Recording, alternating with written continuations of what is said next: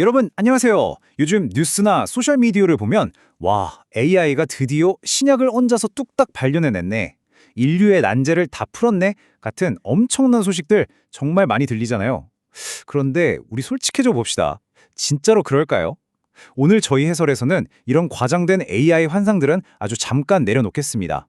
대신 최근 업계에서 엄청난 화제인 아포덱스의 TRCES 벤치마크 보고서를 아주 깐깐하고 객관적인 감사관의 시선으로 파헤쳐 보려고 합니다.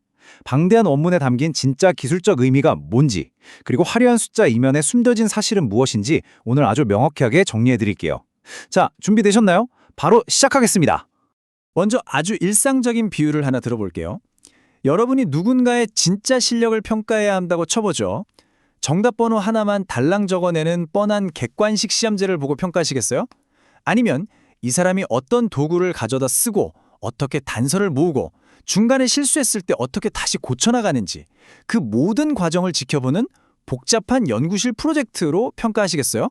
기존의 AI 평가들은 10중 8구 전자였습니다.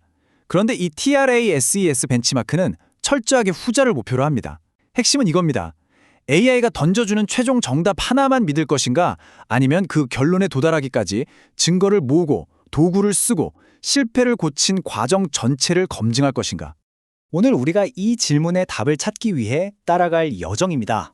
정답 중심에서 과정 중심으로의 변화부터 시작해서 시스템 구조, 세 가지 검증 채널, 주요 사례 연구, 통계 데이터의 이면, 그리고 마지막으로 명확한 한계점까지 차근차근 짚어보겠습니다. 첫 번째 섹션, 정답에서 과정으로 발견형 AI를 평가하는 패러다임이 어떻게 뒤바뀌고 있는지 바로 확인해보죠. 여기서 에이프덱스는 정말 중요한 개념 하나를 꺼냅니다. 바로 헤비 듀티 솔버, 줄여서 HDS인데요. 오늘 해설의 가장 핵심적인 열쇠니까 꼭 기억해두세요. 여러분, HDS는 절대 똑똑한 천재 인공지능 두뇌 하나가 아닙니다. 이건 파운데이션 모델, 여러 도구들, 그리고 기억장치 같은 것들이 아주 촘촘하게 엮인 연구실 팀 전체라고 보셔야 해요. 그러니까 AI가 스스로 과학적 발견을 완성했다. 이건 기술적으로 완전히 틀린 말입니다. AI 모델은 그저 다양한 도구와 정책이 결합된 이 거대한 시스템의 일부로서 기능할 뿐이라는 거죠. 자, 그래서 정말 중요한 포인트가 뭐냐? 방금 말씀드린 이 5가지 구성 요소가 톱니바퀴처럼 완벽하게 맞물려 돌아가야 비로소 HDS라는 하나의 시스템이 굴러갑니다. 뇌 역할을 하는 파운데이션 모델도 당연히 중요하지만 그걸 외부 환경과 연결해주는 하네스, 직접 검색하고 코딩하는 도구들, 임무의 상태를 기억하는 메모리, 그리고 이거 틀렸네, 다시 해보자 하고 결정하는 제어 정책까지 모조리 다 있어야 하거든요. 만약 여기서 하나라도 고장나면 솔버팀 전체가 실패하는 겁니다. 즉, 보고서에 등장하는 그 놀라운 점수들은 AI 모델 단독의 지능 덕분이 아니라 이 훌륭하게 세팅된 시스템 전체의 성과로 보는 게 정확합니다. 두 번째로 이 HDS 시스템이 트레이시스라는 틀 안에서 실제로 어떻게 굴러가는지 살펴보겠습니다. 이 솔버팀이 추상적인 목표를 실제 행동으로 바꾸는 과정도 우리가 아는 현실에 빗대어 보면 아주 쉽습니다. 목표와 제약이 담긴 매니페스트가 건축 설계도라면 환경은 진짜 모래와 시멘트가 굴러다니는 상호작용 가능한 공사 현장인 거고요. 태스크는 거기서 벽돌 100장 쌓으세요 하는 구체적인 지시, 그리고 에피소드는 작업자가 하루 종일 남긴 꼼꼼한 실제 작업 일지라고 보시면 됩니다. 그냥 프롬프트창에 질문 하나 띡 던지는 정적인 시험이 아니라 실시간으로 부딪히고 반응하는 현장 그 자체인 셈이죠. 세 번째, 3단계 검증 채널입니다. 이렇게 복잡하게 일한 과정을 과연 어떻게 깐깐하게 채점하는지 들여다볼까요? 깐깐한 평가를 위해 여기엔 3가지 통로가 마련되어 있습니다. 먼저 제출된 최종 결과물을 숨겨진 정답과 대조하는 결과 검증기, 정답은 안 보고 어떻게 행동했는지 궤적만 쫙 훑어보는 과정 검증기, 마지막으로 조작이나 룰 위반 같은 치명적 오류를 잡아내는 무결성 게이트입니다. 그런데 여기서 우리 감사관의 마인드로 아주 냉정하게 짚고 넘어갈 게 있습니다. 결과 검증에 쓰이는 이 숨겨진 정답 방식 말이죠. 이게 벤치마크 시험지가 밖으로 유출되는 걸 막는 데는 기가 막히게 좋거든요. 하지만 역설적이게도 우리 같은 외부 사람들이 이 점수 도대체 어떻게 나온 거야 하고 투명하게 들여다보거나 독립적으로 재현하는 외두 검증 가능성은 심각하게 제한해버린다는 치명적인 한계도 같이 갖고 있습니다. 그럼 이 과정 검증기는 대체 뭘 기준으로 평가를 할까요? 바로 여기서 트레이스의 6가지 축이 등장합니다.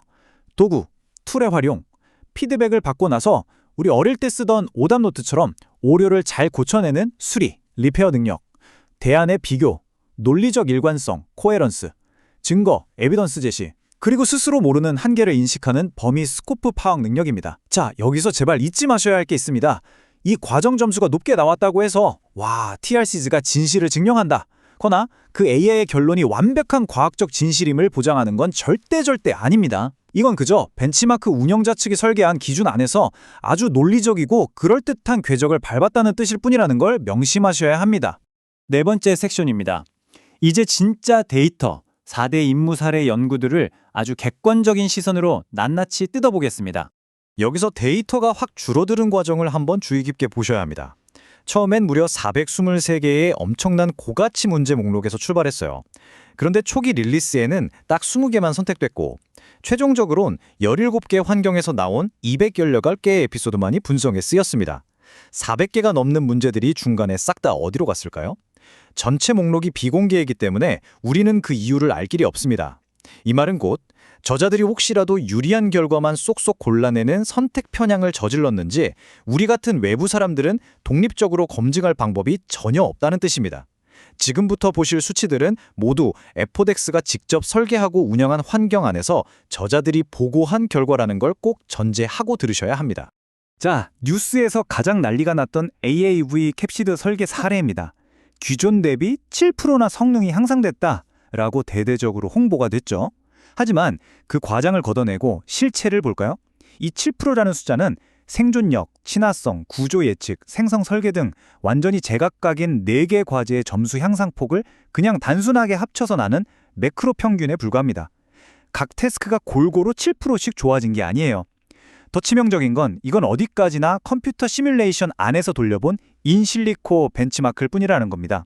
AI가 새로운 유전자 치료제를 뚝딱 신약으로 발견했다거나 실제 환자에게 쓸 수 있다는 임상적 안전성을 증명하는 건 전혀 결코 아니라는 점을 확실히 해두겠습니다. 신약 재창출 사례도 볼까요? 생애학 환경을 더했더니 플러스 7.6포인트가 올랐다고 보고합니다. 이것도 오해하기 딱 좋은 숫자입니다. 여러분, 이건 0에서 100 사이로 재촉도화된 정규화 예측 점수가 올랐다는 뜻이에요. 공개된 데이터셋 안에서 단순히 수학적 예측력이 좀 더 좋아진 것을 두고 실제 환자한테 약을 투여했을 때의 치료 효능이 7.6% 올랐다고 임상적 유효성과 혼동하시면 절대 안 됩니다. 임상시험 분석 사례 역시 마찬가지 맥락입니다. 엄격한 무결성 게이트를 통해 임상보고서의 추적 가능성을 보여줬다는 건데요. 여기서 하드게이트 0점을 받고 탈락했다는 건 단순히 계산이 어긋났거나 추적 기록이 중간에 끊겼다는 의미일 뿐입니다. 반대로 뒤집어 말하면 이 게이트를 무사히 통과했다고 해서 자, 이 결과는 환자에게 완벽하게 안전합니다 라고 보장하는 절대적인 의학적 증명서가 되는 것도 아니라는 거죠. LMM 엔지니어링 쪽은 코드 디버깅처럼 엄청 촘촘하고 밀도 높은 검증이 가능한 분야죠. 여기서 보고된 가장 높은 비대칭 평균 점수는 0.581이었습니다. 특정 환경과 모델의 조합이 이를 꽤 잘했다는 흥미로운 정성적 신호이긴 합니다. 하지만 아쉽게도 이 보고서에는 이 상호작용이 진짜 실력인지 아니면 운 좋게 아기가 맞은 건지 통계적으로 엄밀하게 증명하는 양방향 통계 테스트가 쏙 빠져 있습니다. 수학적으로 확실하게 쐐기를 박는 검증 절차는 결여되어 있다는 뜻입니다. 5번째 섹션, 데이터의 이면입니다. 이제부터가 진짜 교육적이고 비판적인 감사관의 시간이죠. 이 화려한 숫자들 뒤에 숨은 통계적 한계점들을 낱낱이 파헤쳐 보겠습니다. 먼저 409라는 숫자. 이건 과정 점수와 결과 점수 사이의 스피어만 계수 플러스 0.51, 즉 꽤 강한 양의 상관관계를 보여준 궤적의 개수입니다. 쉽게 말해 풀이 과정이 좋으면 최종 결과도 좋았다는 건데요. 하지만 여러분, 통계학의 가장 위대한 황금률 아시죠? 상관관계는 인과관계가 아니다. 궤적이 훌륭했기 때문에 그 결과가 정답이 된 것이라고 우리가 과학적으로 단정 지을 수는 없습니다. 두 지표가 우연히 같이 움직였을 가능성 역시 철저하게 열려 있으니까요. 다음 숫자 플러스 155입니다. 부족했던 궤적에 오답 노트를 주고 다시 풀게 하는 수리 과정을 거쳤더니 결과 점수가 평균적으로 이만큼 올랐다는 건데요. 와, 오답 노트 효과 확실하네 싶으시겠지만 잠깐만요. 이 실험에는 결정적인 구멍이 하나 있습니다. 바로 오답 노트 없이 똑같이 다시 풀어본 대조군이 전혀 아예 없다는 겁니다. 완벽하게 통제된 대조군이 없으니까 우리는 이 점수 향상이 진짜 수리 능력 덕분인지, 즉 리페어가 성능 향상의 원인임이 입증됐다고 확정적으로 말할 수 없습니다. 그냥 주사위를 한 번 더 던져서 운 좋게 평균 회귀 현상이 일어난 걸 수도 있거든요. 자, 이 슬라이드에서 정말 눈여겨봐야 할 문장이 하나 나옵니다. 미래지향적 프로스펙티브 과제는 새로운 증거가 나타남에 따라 평가된다. 파킨슨병 관련 사례처럼 아직 인류가 정답을 모르는 문제에 도전한다는 건 물론 원대하고 멋진 계획입니다. 하지만 제발 착각하시면 안 됩니다. 이건 미래에 진짜 실험실 데이터가 나오길 기다리고 있는 하나의 검증 계획일 뿐이지 AI가 난치병 치료제를 마침에 발견해냈다는 성공 발표가 결코 아닙니다. 언론의 설레발 섞인 제목에 절대 속으시면 안 됩니다. 자, 이제 마지막 6번째 섹션입니다. 입증된 것과 아직 남은 과제들을 최종적으로 정리해보죠. 오늘의 결론입니다. 이 벤치마크가 확실히 해낸 훌륭한 성과가 있죠. 도구, 메모리, 수정 능력 같은 것들을 싹 다 통합해서 복잡한 인물을 평가할 수 있는 아주 멋지고 검증 가능한 벤치마크 아키텍처, 트레이스를 성공적으로 구축했다는 겁니다. 하지만 다른 한편을 보시죠. 실제 과학적 발견을 외부에서 독립적으로 입증했는가? 환자의 임상적 안전성을 보장하는가? 대조군이 엄격하게 통제된 정확한 인과관계를 밝혔는가? 아니요. 이 부분들은 여전히 텅 빈 증명되지 않은 영역으로 남아 있습니다. 그리고 당연하게도 이것이 기존의 모든 AI-전트 벤치마크를 싹 다 대체할 수 있다는 것도 어불성설이죠. 오늘 해설을 마치면서 여러분께 묵직한 질문을 하나 던지고 싶네요.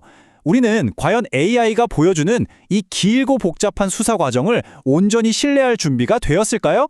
아니면 여전히 그 녀석이 툭 던져주는 마지막 정답 하나에만 목을 메고 있는 걸까요? 판단은 바로 여러분의 몫입니다. 지금까지 복잡한 보고서를 아주 객관적으로 해부해본 해설이었습니다. 감사합니다.